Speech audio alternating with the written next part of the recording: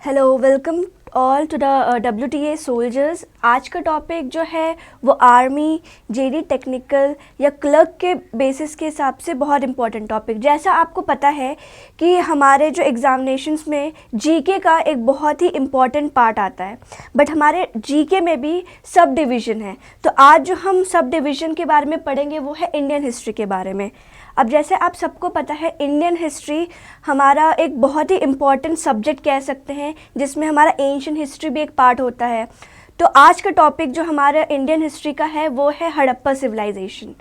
अब जैसे आप सबको पता है, हड़प्पा सिविलाइजेशन को इंडस वैली सिविलाइजेशन भी कहा जाता है। तो आज का टॉपिक जो है वो हड़प्पा सिविलाइजेशन पे है। अब जैसा कि आपको पता है, हड़प्पा सिविलाइजेशन कहाँ लोकेटेड है? ये इंडस वैली पे लोकेटेड है और in the bank of river Indus. Harappa civilization का कल्चर मैच्योर्ड हुआ था हिंद एंड पंजाब में। अब जो Indus valley civilization was distinguished by a system of town planning on the lines of grid system. ये जो है ये एक बहुत इम्पॉर्टेंट पॉइंट है जो हड़प्पा सिविलाइजेशन के बारे में बता रहा है। वो ये है कि ये इसको हम कैसे पहचानेंगे, इसको हम उसके टाउन प्लानिंग से and grid of system, line of grid system से पहचानते हैं। अब अगर हड़प्पा सिविलाइजेशन के बारे में हम बताएं तो इसमें है Harappa, Mohenjodaro, Kalibangan, each has its own citadel built on a high podium of mud brick. अब हड़प्पा सिविलाइजेशन में जो हड़प्पा, मोहनजोदारो एंड कलिबंगा है वो उसका जो क्या बोलते हैं, मड ब्रिक का जो पोडियम होता है उसके बेसिस पे बना रहता था। इनका जो मेन कल्टीवेशन होता था वो था वीट, बार्ले एंड उसके अलावा भी कॉटन प्लांट, मस्टर्ड एंड सिसमन। ये भी एक 3 मेन क्रॉप थे जो वहाँ कल्टीवेट किए जाते थे। अब हमारा थर्ड पॉइंट ये कहता है, even a huge granary was store on the surplus grain. इनके यहाँ जो ग्रेनरी स्टोर किया जाता था वो लार्ज अमाउंट में पहले से ही स्टोर किया रखता था, जिससे कि आगे के टाइम में उसको कोई प्रॉब्लम ना हो जब भी कोई हमारा नेचुरल कैलामिटी आता था। अब द फोर्थ पॉइंट इसमें ये कहता है कि painted poetry pieces with figure of fish और पिकॉक ऑफ बेटर क्वालिटी। अब उनका एक और इकोनॉमिक प्रॉपर्टी ये भी था कि वो अपने टाइम में पोट्री जो पेंट किया जाता था उसमें फ़िश और पिकॉक की फिगर्स बने रहते थे। तो इसमें इससे आपको पता चल सकता है कि उनकी इकोनॉमिकल लाइफ उस टाइम में कितनी बेटर थी। अब हड़प्पा सिविलाइजेशन में जो मेन मेल गॉड थे वो पशुपतिनाथ थे। पशुपतिनाथ जो थे वो मेल गॉड थे और उनके में क्या बोलते हैं, represented in a seal as a setting of yogi posture. और उनका जो पॉस्चर था वो योगी पॉस्चर में था और उनमें 3 साइडेड फेस थे जिसमें 2 साइड हॉर्न्स लगे रहते थे। और उसके अलावा वो चार एनिमल से सराउंडिंग थे जो कि अलग अलग डायरेक्शन में फेस करते थे। तो जो हमारे 4 एनिमल्स थे जो उनको सराउंड करते थे वो थे एलिफेंट, टाइगर, राइनो, बेफेलो। और ये सारे एक डिफरेंट साइड डायरेक्शन में फेस करते थे। ये था हड़प्पन का मेल गॉड के बारे में। अब जो इनके जो फीमेल गॉड थी वो थी मदर गॉडेस और टेराकोटा फिगर में। ठीक है, जो इनकी फीमेल गॉड थी वो टेराकोटा फिगर में थी। And evidence of false and योनी वर्शिप ऑफ फर्टिलिटी। अब फॉरस और योनी कि वर्शिप भी वो अपने टाइम में करते थे, किस वजह से? फर्टिलिटी के लिए। Worship of fire was found at Lothal, Kalibangan and Harappa. अब वो इसके अलावा फीमेल और मेल गॉड के अलावा भी फायर की भी वर्शिप करते थे। फायर के अलावा भी वो एनिमल की भी वर्शिप करते थे। एनिमल वर्शिप में वो unicorn bull and tree worship of people was found. Animal में वो कौन सा करते थे? Unicorn bull.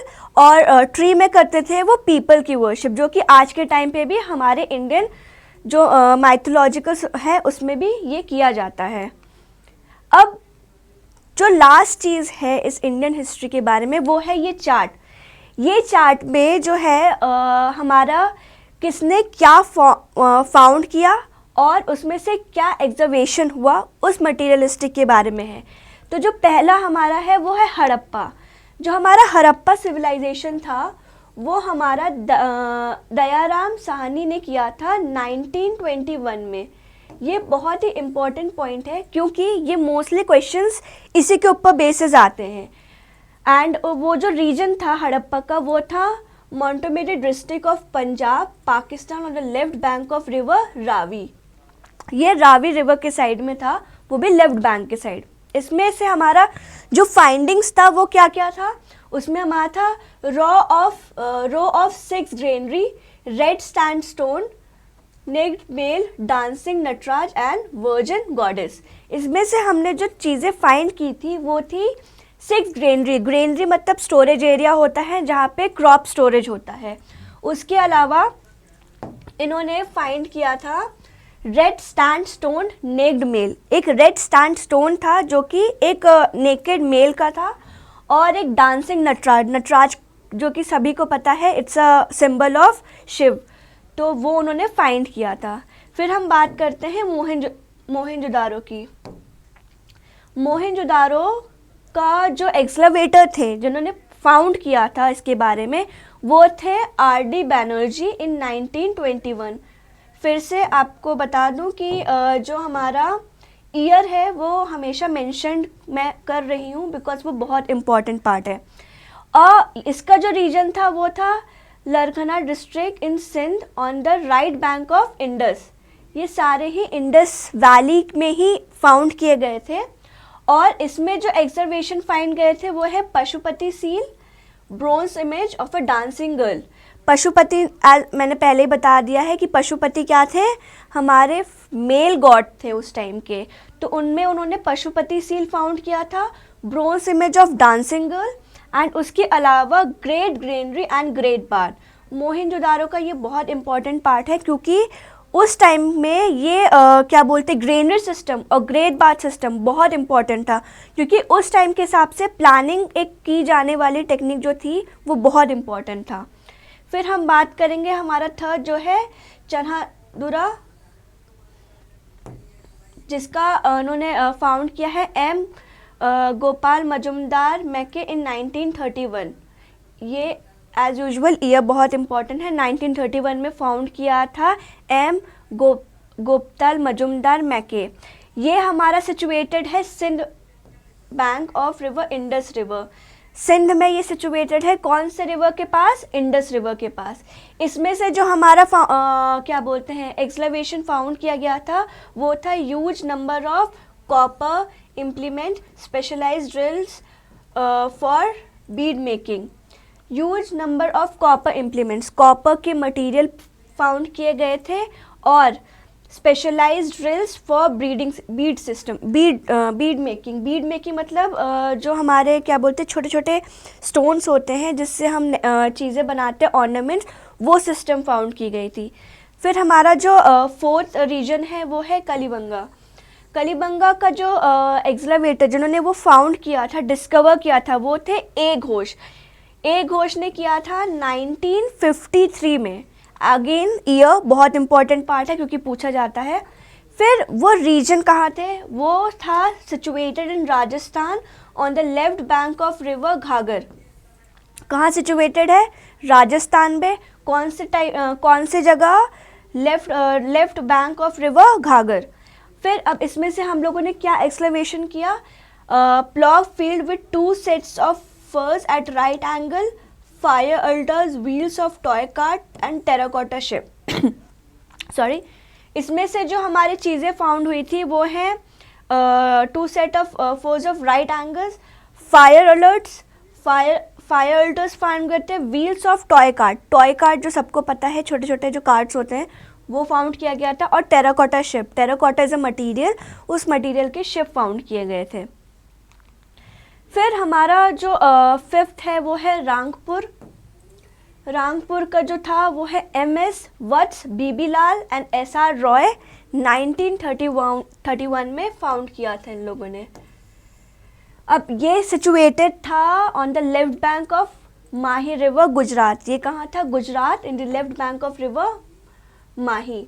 अब इसमें से राइस वॉज कल्टिवेटेड, इससे हमें ये पता चला था कि उस टाइम में राइस की कल्टिवेशन बहुत ज़्यादा हुआ करती थी। अब हमारा जो नेक्स्ट है वो है रोपर। रोपार जो है वो हमारा वाई.डी. शर्मा इन 1953, उन्होंने 1953 में डिस्कवर किया था, situated in Punjab on the bank of river Sutlej. ये हमारा पंजाब में था और कौन से रिवर में था? सतलज में था। अगेन उसमें से हमें क्या पता चला? Building made of stone and soil, evidence of burying a dog with a human बरल।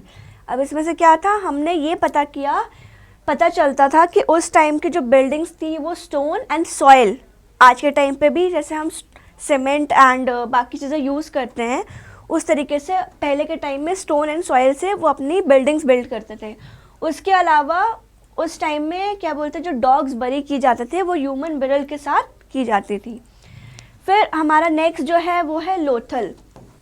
लोथल जो कि डिस्कवर किया है एस.आर. राव इन 1957। कब डिस्कवर किया गया था? 1957। किसने किया था? एस.आर. राव। अब ये सिचुएटेड था Gujarat on the Confluence of Sabarmati and situated in Gujarat on the confluence of the Sabarmati and Bhargava river near Gulf of Cambay। अब ये सिचुएटेड कहाँ था? साबरमती रिवर सबको पता है गुजरात में है, भार्गव रिवर ये भी पता है सबको गुजरात में है। कौन से गल्फ में? Gulf of Cambay. तो ये बहुत इम्पॉर्टेंट है, अगर कोई भी क्वेश्चंस आता है तो पूछ सकते हैं कि कौन से रीजन में था, एंड उसमें से आप मार्क कर सकते हो कि गुजरात में था। कौन से रिवर में था? ये भी आप मार्क कर सकते हो कि साबरमती एंड भार्गवा रिवर। कौन से गल्फ में था? गल्फ ऑफ कैम्बे में था। अब इसमें से हमने क्या एक्सक्लेमेशन किया? Terracotta model of Egyptian mummy, Egyptian mummy of terracotta, then sacrificial fire altar, remains of rice husk, a terracotta figure dog. इसमें से हमने इजिप्टियन ममीज फाउंड की गई थी, सैक्रिफिशियल फायर अल्टर्स, फायर्स की छोटी छोटी चीज़ें फाउंड की गई थी। फिर हमारा राइस हस्क, राइस के जो रिमेनिंग होता है, जो सूखे सूखे वो होते हैं भूसे, वो फाउंड किए गए थे। Terracotta figure, as usual terracotta figure found किए गए थे भगवान के, एंड डॉग फाउंड किया गया था। फिर हम बात करते हैं धोलावरी। धोलावरी जो है वो हमारे J P. Joshi 1967 Gujarat in the Rann of Kutch. कहाँ फाउंड किया था? गुजरात में। कौन सी जगह? रन ऑफ कच्छ। इसमें से जायंट रिजर्वॉयर जहाँ बहुत सारे वाटर स्टोरेज रहता है उसे हम रिजर्वॉयर कहते हैं। फिर हमारा मेगालिथिक ब्यूरल्स मतलब जो जहाँ पे ह्यूमंस कह ले जो डेड बॉडीज़ बरीड की जाते हैं वो हमारा मेगालिथिक ब्यूरल्स। एंड बनावली अगेन एक बहुत बड़ा सा स्टोरेज टाइप का होता है जहाँ पे नहाने की या क्या बोलते हैं वाटर स्टोरेज कैपेसिटी रखते हैं, तो वहाँ पे ये चीज़ फाउंड की गई थी। फिर बात करते हैं बनावली जो है वो R.S. Bisht in 1974 and to 1977, situated on the left bank of river Saraswati. Left bank of river Saraswati में ही सिचुएटेड है। Terracotta model of plough, good quality of barley, clay figure of mother goddess. इसमें से टेराकोटा फिगर फिर से found किया गया था। गुड क्वालिटी ऑफ बाले फाउंड किया गया था। बाले यानी कि जौ की भी वहाँ पे मतलब गुड क्वालिटी ऑफ बाले भी फाउंड किया गया था। उसके अलावा clay figure of mother goddess सबको पता है, उसकी भी क्ले फिगर फाउंड किया गया था। So the main thing is कि यहाँ पे हमने मोस्टली जो हमें चीज़ें मिलती थी वो था टेराकोटा के अलावा भी हमारे पास काफ़ी मॉडल्स ऑफ गॉड फाउंड किए गए थे। इवन उसके अलावा भी इसकी जो टाउन प्लानिंग थी वो भी काफ़ी अच्छी थी। सो दैट्स इट, आज का टॉपिक यहीं ख़त्म होता है। उसके अलावा हम और ऐसे छोटे छोटे टॉपिक्स लाते रहेंगे हिस्ट्री के बारे में। Thank you.